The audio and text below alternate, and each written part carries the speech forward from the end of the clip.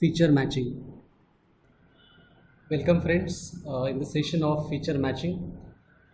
Feature matching technique is used in computer vision to map or to find out a correlation of features identified at the period of training of the algorithm, and those features are tried to match with the features which are available or extracted in the test image. So once you have created your features during the training phase of the algorithm, then these features you are matching with the new image, and once the features are matched, you are finding that a given object is classified correctly or it is recognized correctly. In feature matching algorithm, many performance parameters are taken into account to find out to what extent the accuracy is obtained during the feature matching stage. So in this session, we'll see what is the feature matching, what are the performance parameters which are used to match the features, and gives you the information that what is the accuracy of feature matching. So we'll start the session with this concept of feature matching. There are some important stages during feature detection and matching. The first step is feature detection stage. This is a stage where each image is searched for locations that are likely to match well in other images. See, for example, we have one image and we are interested in a specific object in a given image, and there are many objects of different categories which are present in the image. So in feature detection process, when our object of interest is identified, we try to find out that similar region in the next new image at any particular location, and this stage is called as feature detection stage, where the features which are identified, those are used to find out similar objects in the image or the new image. Next step is feature descriptor stage, where each region around detected key point location is converted into a more compact and stable or invariant descriptor that can be matched against other descriptors. Consider, for example, we have one image where we wanted to detect, say for example, a human. Then we have some features which can detect the head, which can detect some other part of the body. Then when we want to describe our feature so that our object can be easily detected, then we try to make our features more compact. So some part of the head feature, some part of the shoulder feature, some part of the torso features, they are joined together to form one different feature. So this compact representation of multiple sets of features, they are used together in order to find a similar object of interest in the new test image. Next step is feature matching stage, which efficiently searches for likely matching candidates in other images. So here any feature, let it can be a line, then this can be matched in the new image where the line is present, whether it is of different orientation or whether it is of different scale. And finally, the first step is feature tracking stage. So this is an alternative to the third stage that only searches a small neighborhood around each detected feature and is therefore more suitable for video processing. So feature tracking would be prominently used in the video processing, but whenever you need not to find out or need not to track the images, then first three stages are very important. Whenever there is a need that object needs to be tracked, some features needs to be tracked, then only feature tracking stage is used. So out of 4 stages, the first 3 are very important, the 4th stage is optional or it is used for video processing, and these 4 steps you have to consider while development of your computer vision algorithm for finding, extracting, matching and tracking of the features. So let's discuss more about feature matching. So once you extract the features and their descriptors, as we mentioned earlier, from 2 or more images, the next step is to establish some feature matches between these images.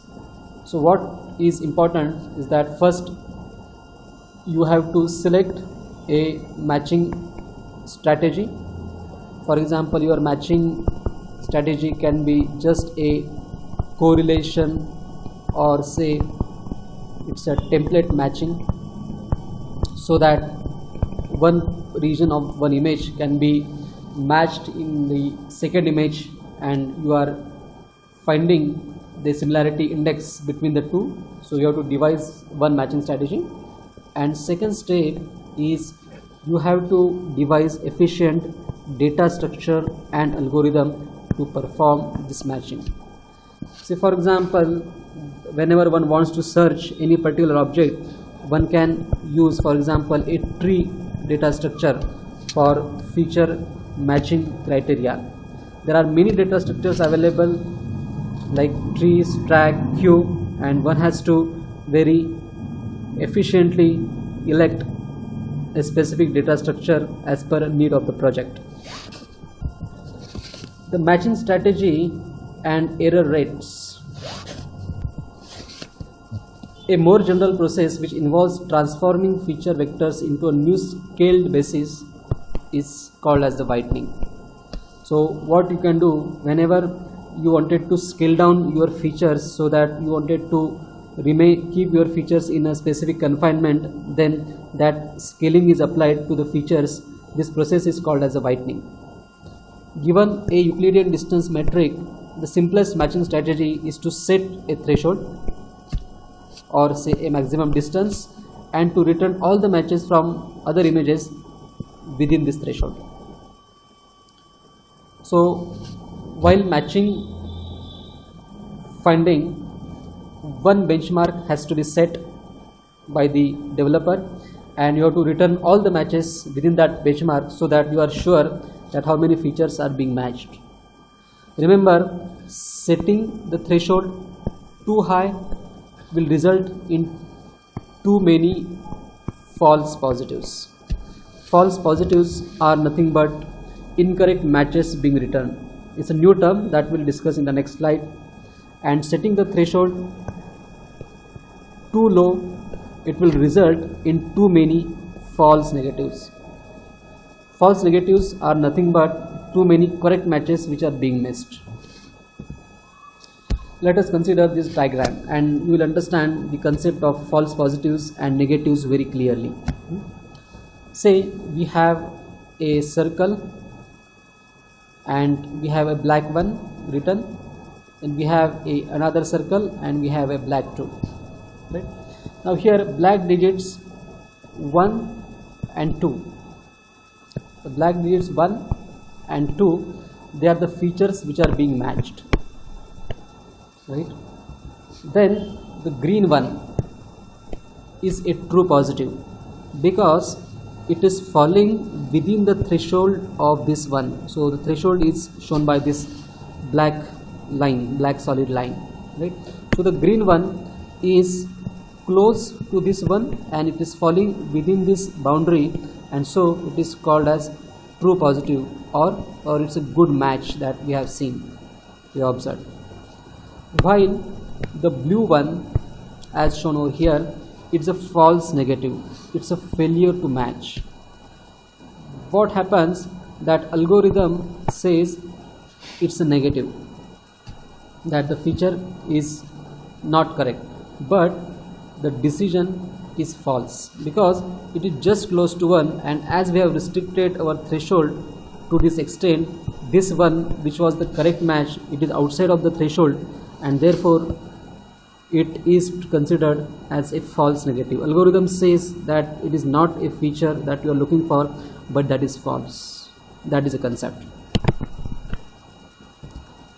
The rate 3 on the other hand is a false positive.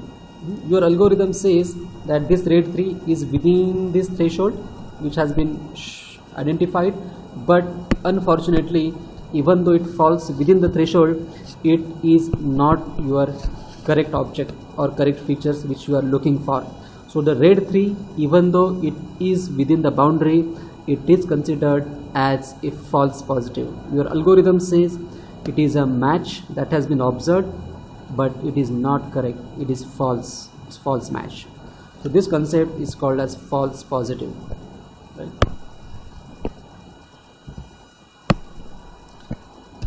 If we set the threshold higher, which are shown over here by the dashed lines, then the blue one becomes a true positive. So this is how, by increasing the threshold, you can change your false negatives into true positives.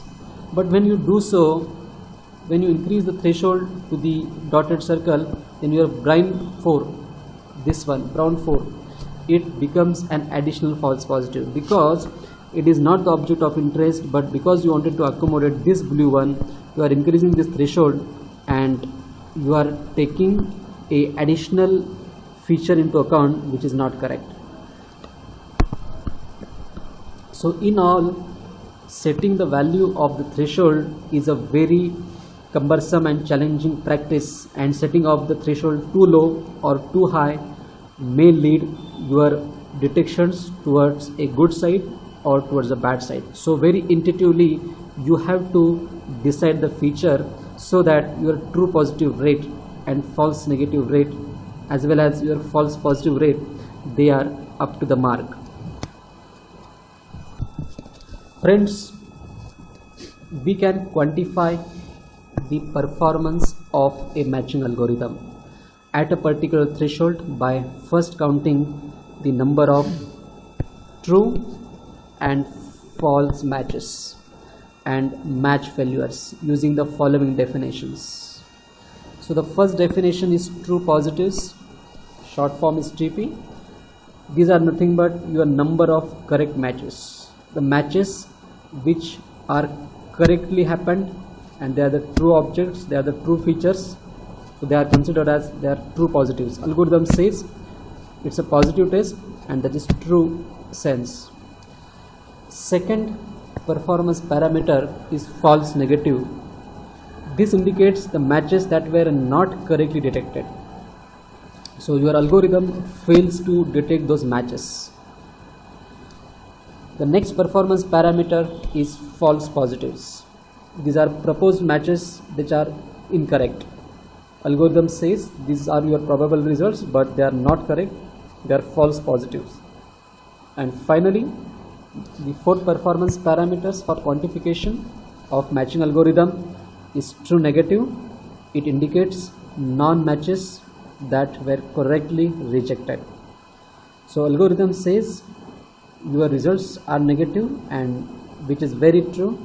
So true negatives is the non-matches that were correctly rejected. So on this background, friends, we have 4 definitions with us. The first definition is true positive rate, and that is equal to number of true positives divided by number of true positives plus false negatives, which we call as P. So the formula is TP upon P. The second definition is false positive rate, FPR, which is number of false positives divided by number of false positives and true negatives. This false positives and true negatives, the denominator we consider as N, so our formula is FP upon N. The third definition is positive predicted value, or PPV. This is equal to true positives divided by number of true positives and false positives. And finally, the accuracy of the algorithm is given by number of true positives plus number of true negatives divided by number of P's and number of N, where number of P's are true positives plus false positives and number of N are number of false positives and true negatives in all. So these four definitions are very much important to quantify the performance of your algorithm, and these performance parameters indicate how your algorithm is powerful. So here is a task for you. So it's a homework for you all that you can now work out. I'll give you a few minutes, you can just try to solve it. So for a given matching strategy, following parameters are estimated. The number of true positives are 85, number of false negatives there are 7, number of false positives there are 15, and number of true negatives are 50. You have to tell me the answers for 4 parameters. Number 1 is what are the number of true positive rate. Second, you tell me what is false positive rate. Third, you tell me what is positive predicted value. And fourth, what is accuracy. I'll give you 2 minutes time and you can just work on this numerical.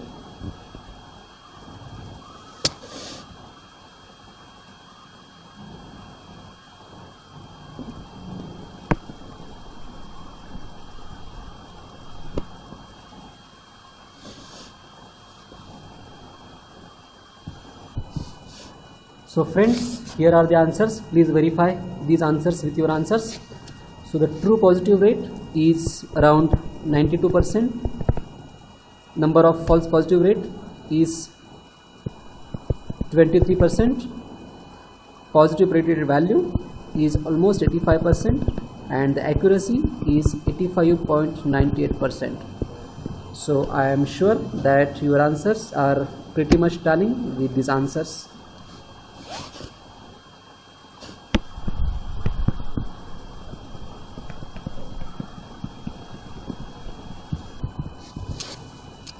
Let's discuss receiver operating characteristic, which is called as ROC curve, and its related rates. So let's plot a graph.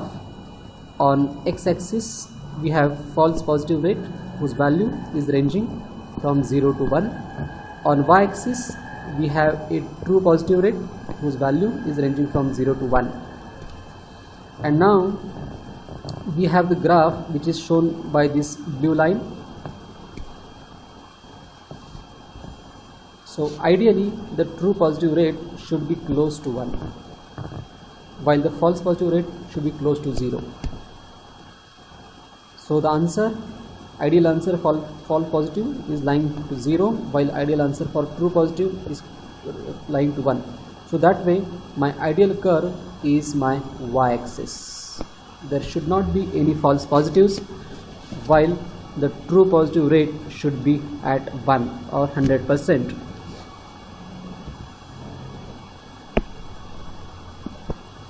The area under ROC curve is often used as a scalar measure of algorithm performance and is called as equal error rate. So my equal error rate I am measuring. So this is the area under this curve. This definition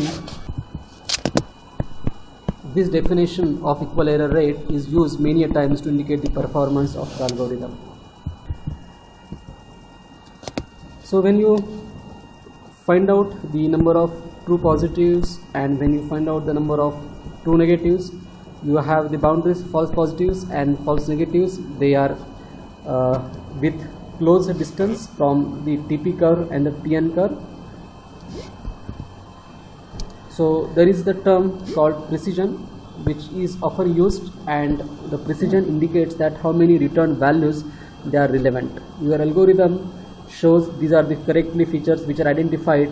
Say it finds out 10 features, but out of 10 features how much are relevant. So that indicates your precision, and that is used sometimes instead of your positive predicted value, or called as PPV. On the other side you have a recall rate, which indicates that what fraction of relevant values was found. So say out of 10 values, 8 you find they are very much relevant, but what is the fraction of relevant values are found? So you may have the 9 values which are relevant, and out of 9 if you are finding 8 values which are relevant, then your recall rate is 8 upon 9. So friends, closer this curve lies to upper left corner, that is, the larger the area under the curve AUC, the better is the performance. This is a very important point that you can note it down. The ROC curve can also be used to calculate the mean average precision, which is the average precision, PPV. Thank you.